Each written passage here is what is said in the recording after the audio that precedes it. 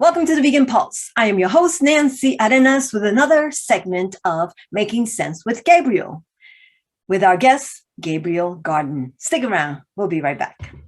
Hi, Gabriel. How are you? And welcome back to Making Sense with Gabriel. That's you. Awesome. Thanks, Nancy. I'm doing well. How about you? Good, thank you. Today's question is, can you obtain and absorb adequate iron from plant-based sources? Another great question. We recently spoke about calcium. And so, iron is another one of those nutrients of concern, or just an important nutrient that we need to consider on a plant-based diet. Really an omnivorous diet as well, because if we don't get enough iron, it's one of those tricky nutrients, then we can become anemic. And that's something that we definitely want to avoid. But iron is one of those nutrients that it's kind of considered a double-edged sword nutrient, because if you're not getting enough of it, that's very problematic, because you can become anemic, and that's a dangerous thing, can really impact your overall health and quality of life. But on the other side, the flip side, the double-edged sword, if you get too much iron, that's also dangerous, something that we want to avoid. And the really beautiful thing about plant-based diets is that we don't have to worry so much about getting too much. We do need to worry about getting enough, right? Because it's possible. People can certainly become anemic on vegan plant-based diets. But we don't have to worry nearly as much as people who consume an omnivorous diet, or a diet that includes meat and animal products, about getting too much. And again, too much iron is a bad thing. It's been associated with in many different scientific investigations and different research studies, associated with an increased risk for a number of different chronic diseases, right? And so too much iron is a bad thing, but too little iron is also a concern. And so we want to make sure to eat iron-rich foods. And so same thing, I recently did this on our calcium episode, plant foods rich in iron, and anybody can do this on Google, right? Good plant sources of iron include lentils, chickpeas, beans, tofu. So the first the first four things on the list, those were all foods that come from the legume family, right? Legumes include any type of bean. So think black bean, pinto bean, kidney bean, throw any bean in there. Think different types of peas, and those include chickpeas and split peas. And then any type of lentil, red lentils, brown lentils, green lentils, black lentils. I think there's even white lentils, right? We don't see a lot of these lentils in our culture, but if you go to Tallinn Market, they have a wider variety of lentils, because these lentils are more widely consumed in other parts of the world. Then you'll see them classically in a lot of American food, or food in this region of the world, kind of in the Western Hemisphere. So again, lentils, beans, and any type of pea like chickpeas and split peas are going to be great sources of iron. And then think about, and then the other foods that come right up on this Google search: cashew nuts, chia seeds, linseed, which is also flaxseed, hemp seeds, pumpkin seeds. So right after our legumes come different types of nuts and seeds. So think about beans or legumes and nuts and seeds as being great sources of iron, right? Pumpkin seeds, or I think I mentioned that one, but all great sources. I think another one that's not on here is tahini, which is the ground toasted sesame seed, right? Tahini, I think, is another great source. But with any of these sources of iron on a plant-based diet, we want to make sure to consume them simultaneously with a rich source of vitamin C. So, and some of these iron-rich sources aren't, some of them probably have significant amounts of vitamin C, but often they don't.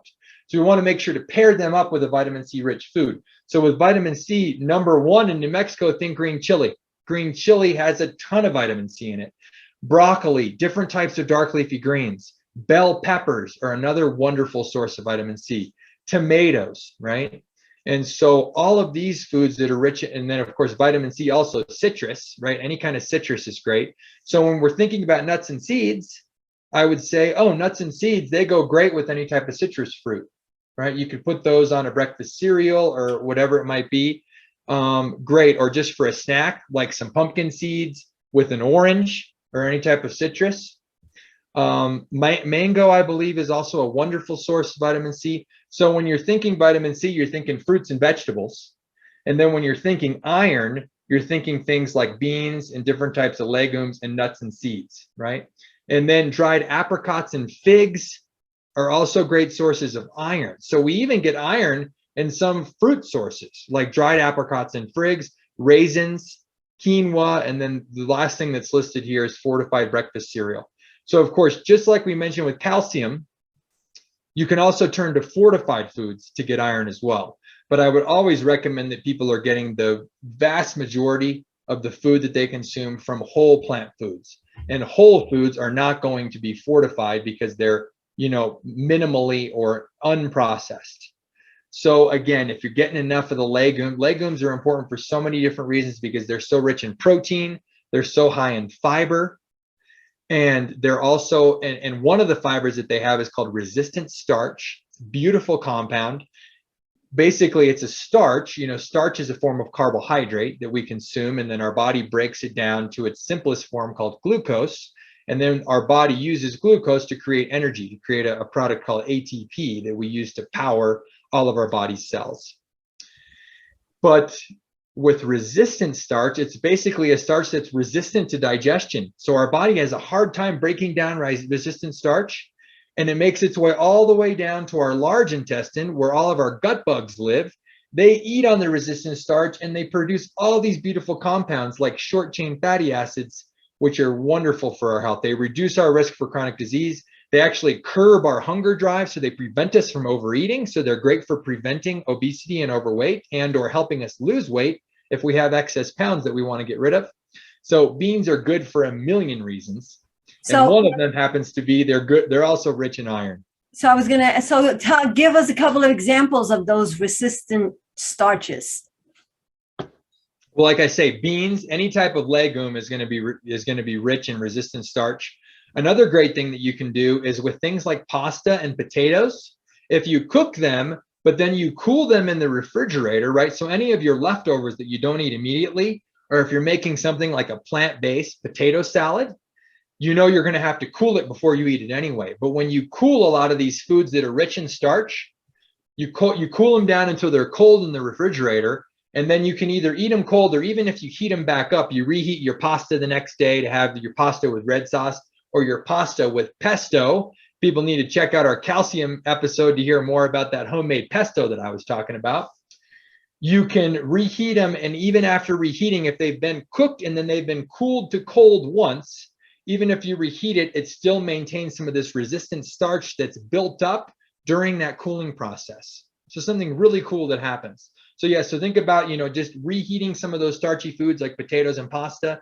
And then anytime you're eating a bean or a split pea or a chickpea or any type of lentil, any of those legumes, you're going to be getting a little bit of that resistant starch. And it's just a wonderful compound. Now that's separate from our iron discussion, but it's just another great reason that I want to highlight for viewers and listeners to eat more beans, right? To eat more legumes because they're rich in iron and they're rich in protein and they're rich in resistant starch and all these other beautiful compounds that are really essential to living a healthy life.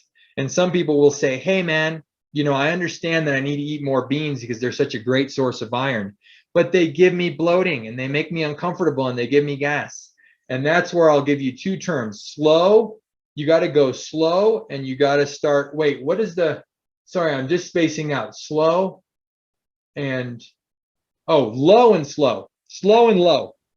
And what that means is you start low, right? You start low. So if you're not a bean eater right now, and your body's not used to digesting those rich amounts of fiber that I'm talking about, which create that bloating and excess gas, then you need to start low, meaning start with a little bit of a time, even if it's only one spoonful of beans. Now, anybody could eat one spoonful of beans, right? So open up a can of no salt added beans. It'll last for days in the refrigerator. Put it in a Tupperware, and then eat one spoonful a day, because that's going to be such a low amount that it's not going to aggravate your body. But do it every day, because the most important thing with any dietary change or any lifestyle change is you got to do it consistently, right? So eat one spoonful every single day if you have issues with beans. Or start with lentils. Lentils, generally speaking, are a little bit easier for people to digest than are different types of beans. So start with lentils, start low and go slow, right? And so slow meaning I'm only going to eat that one spoonful, or just, maybe a quarter cup instead of a half a cup or a full cup of beans. And I'm going to do that every day for a week or two, right? So I'm going to slowly, I'm going to increase the amount of beans that I eat over time. So the first week or two, I only eat 1 or 2 spoonfuls. The second week, I'm going to essentially double that. And then I'm going to do that consistently every day for a week or two more. Your body's then going to get used to that. And then you can keep going up until you're like me. I'll eat as many as like 3 cups of beans every single day, right? Because they're so good for us. And they're a great replacement for a lot of the high protein foods that people would think of on an animal based or on an omnivorous diet, when they're eating steak and chicken and fish and eggs and all these other foods that are rich in protein. But of course, they have the baggage of having a lot of nutrients that are not beneficial for our health. With beans, we get all that awesome protein and we get all these other great compounds that are so essential for our overall health and the prevention of chronic disease and cancer. Well, and that, I didn't know that, but that's great. Low and slow. Because I've had that question like asked to me, or not the question, but I've been told I can't eat beans because it gives me gas, it makes me bloat. But your suggestion of low and slow will help them, because most of these people are like people who have gut problems. And so this would actually help them if they actually just incrementally, eat the beans. Exactly. Low and slow. That's another great term that I learned from Simon Hill. He runs a podcast called Plant Proof. He's got a great book called The Proof is in the Plants that I recommend everybody check out if they want to do a deep dive on nutrition and why plant-based, vegan diets are so good for our health and good for animals and the planet. And so check out The Proof is in the Plants. And there was one other point I had about beans. Yes. And then of course, pressure cooking is also great. We cook them in a pressure cooker, just adding all that pressure to the cooking, soaking the beans before you cook them.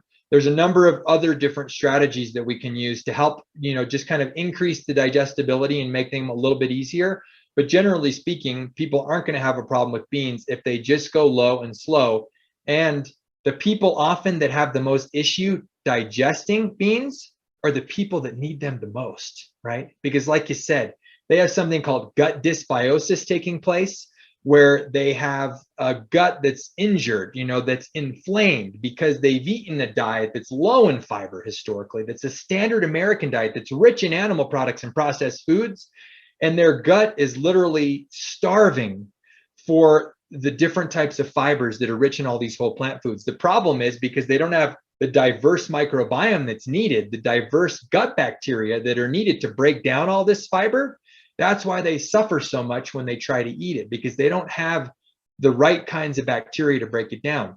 But we can develop those bacteria, but we just have to give our gut time, right? If you can't go from being a couch potato to a marathon runner overnight, you can't go from a standard American diet to a whole food, plant-based, amazing diet overnight either. Some people can, but some people don't have the gut that's ready for it. So that's the same thing. It's training. It's just like exercise and training for a race or training for a physical competition.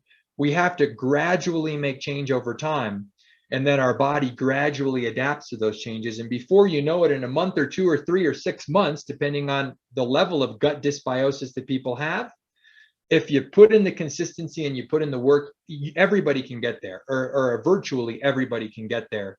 You just have to be consistent and continue to low and slow over time.